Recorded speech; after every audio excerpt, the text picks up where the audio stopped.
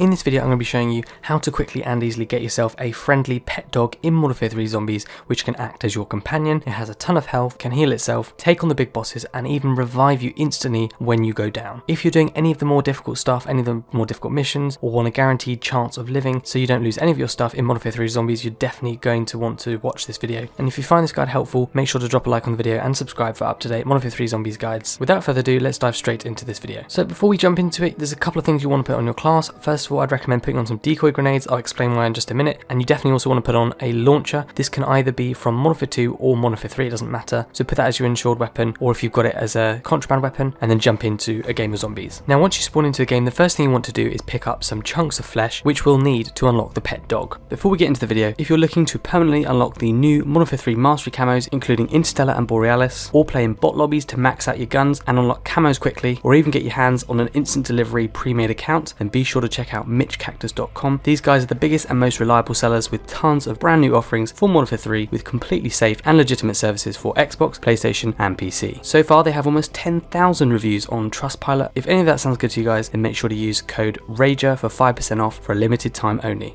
Now chunks of flesh are an item which is found in MW3 3 Zombies. It's rarely dropped. You do get it from killing zombies, but like I say, it is quite rare. But there's a few ways you can improve your chances of getting the chunks of flesh more quickly. So one way you can get chunks of flesh faster in the game is by doing the escort contract. This is basically where you have to escort a small tank to 3 different objective points with lots of zombies running towards the tank along the way. If the zombies get run over by this tank, lots of flesh chunks will be dropped, and therefore it's a great way of getting these flesh chunks. The second way to get chunks of flesh, which is probably a bit easier and better, is by getting a launcher. I'd recommend either the RGL-80 from MW3 3 or the RPG-7 from MW3 2. And what you want to do is basically go into a game, pile up a few zombies and just keep blowing them up with the launcher. Each time you do this with a pile of zombies, you're normally going to get about 1 to 2 chunks of flesh, and you can obviously just repeat this until you have at least 3. If you run out of ammo, you can go to an ammo reserve to pick up more ammo, or you can pick up ammo packs from the zombies you kill. There is a third way which you can use to get chunks of flesh easily, and this is by using score streaks to blow up the zombies, but this takes more time, it costs a lot of money, so you have to get points for it first, and there's a risk of dying from the kill streak if you call it in too close to you, and it can be more difficult to coordinate with the zombies. So I'd recommend just using the launcher, and you should get this done in a couple of minutes. Now once you have 3 or more chunks of flesh, you'll want to head to a dog kennel on the map, because that's how you get the pet Hellhound. Now there's about 20 doghouse spawn locations on the map, which I believe are the same locations every game, but you won't see them on the main TAC map, you'll only see them on the mini-map once you're close to one. So if you're walking by one and one pops up on your mini-map, it means one's close by to you, but you won't see them on the main map if you open it. So unfortunately, you do need to know where these are. Now the doghouse in tier 1, i.e. the low difficulty zones, will spawn a dog with low health. The doghouse in tier 2, the medium difficulty zone, will spawn a hellhound with medium health, and a tier 3 high difficulty zone will spawn a dog with high health. So I'd recommend going for the tier 3 dog, you know, the tier 3 zone, because that way it's got a lot more health, whereas I feel like the tier 1 and tier 2 dogs are not as worth it at all. If you're going to go for one of the low ones, tier 2 is alright, but tier 1 is really not worth going for, as it will die quite quickly. But don't worry, even though it's a high difficulty zone, it's not going to be that much more difficult, and I'll show you how to do it really easily. Now the number of chunks of flesh required to get the pet dog varies depending on the zone you're in. It's quite logical, so the doghouse in zone 1 or low difficulty tier 1 zones will need 1 chunk of flesh, zone 2 doghouses will need 2 chunks of flesh, and then obviously zone 3, i.e. tier 3 dogs, will need 3 chunks of flesh. That's why we need 3 rather than 1 or 2. You could do it with less. If you can only find 1 or 2, you could do it, but I recommend doing it with 3 like I say. And I'll quickly show you all the doghouse locations on the map. I believe there's only 1 doghouse location in the tier 3 or high difficulty zone, and it's located in sector E4. So there's only 1, and I'll show you where to go for it. Now to get to the tier 3 doghouse, you have to enter the tier 3 zone obviously, which is the high difficulty zone, and in this zone zombies are going to have a lot more health, they're going to be faster, there's going to be more bosses, it's generally going to be more dangerous area to be in. So if you walk or drive straight into it from the tier 2 zone, it's going to be a lot more dangerous, and I wouldn't recommend it. But there is a sneaky way to enter tier 3 without being detected by the zombies. So in order to do this sneaky method, you need to head to Zaravan City, which is in the southwest area of the map. In this city there'll be a tall tower block, and next to it will be a set of cranes. It's a mini building site, and if you head to the crane on the left and hold square X to interact with it, you'll be able to ascend up the rope to the top of the crane. It's very tall, but eventually you'll get to the top. Now once you're up at the top of the crane, you'll be on the first platform, and then you want to jump up to the top and back part of the crane, so onto the second level, and make your way towards the concrete blocks at the back. So basically just run towards the very back of it and jump onto this concrete block. Then you want to mark on your map where you need to go in the tier 3 zone. So I've showed you where it is. It's in sector E4, and then you'll basically want to jump off the crane and parachute across to this area. Now you'll need to travel about 580 meters via the air, so it is quite far, so don't go down too fast. You want to be traveling forward, and when you get close to this area, you'll enter the Seatown location as part of the Old Town area, and you'll see there is a flagpole on the the edge of this town in the tier 3 zone. This is next to where the doghouse will be. So aim for that flagpole and you'll find the doghouse. In order to actually get your dog, you want to make your way to the doghouse in this courtyard patio area, and you'll see this doghouse. It's got flames on it. It's got the feed me writing on the front. And when you approach this doghouse, you want to press square or X to interact with the doghouse, and this will open an inventory that says grrr. There will be 4 slots in the doghouse inventory. So open your inventory, hover over and press X on PlayStation or A on Xbox to deposit the chunks of flesh one at a time. You'll only need 3 even though there are 4 slots, so just put 3 in, and if you deposit the 3 chunks, the doghouse will disappear and a friendly pet hellhound dog companion will spawn itself in alongside a wolf howl noise. Now since it is a tier 3 zone with lots of zombies, you're still at risk of getting injured, so I recommend leaving back to the tier 2 zone as soon as possible. Obviously, like I say, your dog can fight tier 3 zombies, but it's more difficult than the tier 2 ones. It's going to cause a bigger hit to its health, it's going to die more quickly, so I wouldn't recommend it. Now if you get cornered or surrounded by zombies in this region in tier 3, you can simply throw a decoy grenade to distract the zombies so you don't get affected, and then just basically hike it out of there. So now you've got your dog, brilliant, but there's a few things you'll want to know about how the dog works, what you can use it for, and what to avoid. So first off, your pet hellhound will have a random name. Mine was called Cooper, but it'll be different every time, and he'll follow you around the map, so wherever you go he'll try and follow you, but if you venture off too far too quickly, he will disappear, you'll hear the wolf howl noise again, and he'll need to teleport to where you are. So don't worry if he temporarily disappears for a short while, he will be back. The zombies usually target your dog over you, so he's quite useful in the sense that he'll act as a target and they'll go to him first. He's got much more health than you, so it's quite helpful for him to offload a lot of the zombie interest from yourself so that you can recover, you can help him as well. Don't let him get overwhelmed, but to be honest with you, in tier 1 or 2, it's quite difficult for him to die from the zombies. He's pretty much invincible from them. He can fight all the way up to tier 3 zombies like I say, but in lower tier zones he's much more useful, and he can insta-kill tier 1 and tier 2 zombies, which gets you XP in the process. So he's really good at killing tier 1 and tier 2 zombies, not so much at the tier 3 zombies. So like I say, I recommend in the tier 1 and tier 2 area, you can do contracts, missions, whatever you guys want to do, he'll be really useful for that. If you get to a quiet area, he will sit and you can actually pet him, which is quite cool, and if he takes damage, he will slowly re-heal himself over time. So if you cover quite a few zombies and his health goes down, just let him sit out for a little while and he will slowly re-heal, but it shouldn't take too long at all, and most of the time, like I say, he should be fine. If you end up going down, he'll actually make his way over to you and basically use like the healing aura effect to automatically revive you. He's like a portable recurrent self-revive, only better. He is a very good boy, and I can't recommend enough getting this guy to help you in zombies. Now he is vulnerable to certain things, so particularly things like the ether storm, certain bosses, so I noticed the disciples killed him off really fast, so try and keep him away from them, or if he is going near them, obviously trying to kill the disciples before they can kill your dog. The merc human enemies have been known to be quite powerful against him, although when I was playing he was in a tier 2 zone, there was loads of human mercenary enemies and he was actually holding his own really well against them. So I feel like it's more the higher health, more boss like merc enemies, and also like the snipers. You know, there's the merc snipers that are posted around the map. Those can do a ton of damage. In fact, one time I got insta downed by them, so they do a lot of damage, and I feel like that would probably insta kill your dog. So keep him away from the more dangerous merc bosses. Other than that, he's good to go with most other human enemies and zombies. But anyway, that is how to get the friendly pet hellhound dog in MW3 Zombies, including how to find the chunks, how to get your dog, and then how best to use him. Hope you guys found this useful. If you did, make sure to drop a like on the video. Check out my other MW3 guides. I've got a zombies playlist if you guys need help with any of the missions or any other tips and tricks. I've got a camo guides playlist if you guys are doing any of the camo challenges as part of the grind. And finally, I've got some amazing weapon XP methods in the game currently. If you need to level up your guns really fast, I'd highly recommend checking them out. Some of them are very broken weapon XP glitches, so you're going to want to check them out before they get patched. Anyway, that's all from me. Hope you found it useful, and I'll see you all on the next one.